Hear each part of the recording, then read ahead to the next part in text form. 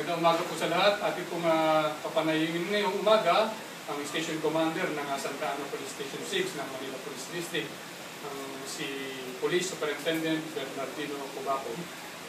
Superintendent Cubaco ba? Magandang umaga po. Magandang umaga din. So, kamusta po ba ang kalagayan ng ating kapulisan sa Paseo sa iyo?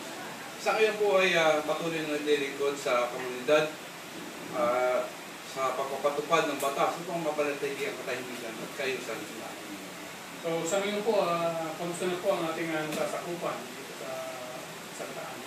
Sa ngayon po ay patuloy na pagpapatupad na upang magkaroon ng ugnayan sa ating barangay upang sa ganun ay madali natin may address kung ano mga problema sa ating nasasakupan.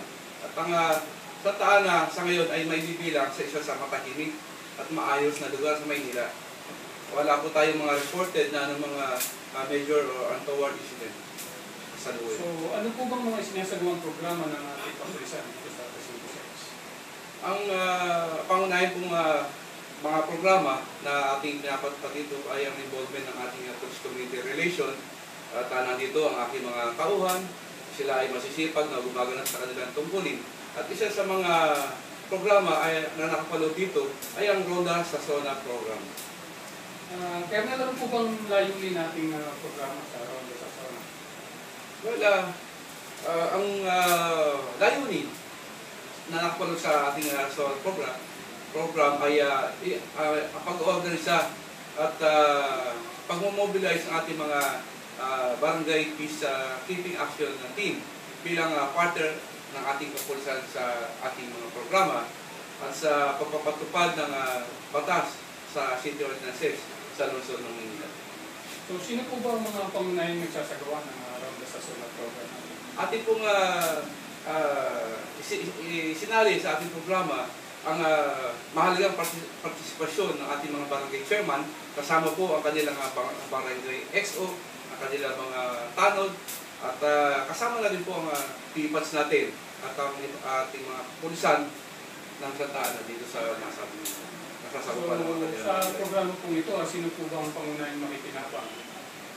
Well, kitang-kita po na sa magandang layunin ng ating programa ay ang unang makikinabang ay ang mga residente ng Santa Ana, Maynila. So, ano po ang pinaka-epekto ng nasabing programa? Malaki po ang epekto ng nasabing programa. Iyan po ang pagbaba ng bilang ng krimen. At yan din po ang isa sa mga transformation program na pinatutupad at isa sa mga magandang vision ng ating Chief PNP sa lalo dating 2015. At upang mapababa o ma-reduce ang ating street crime.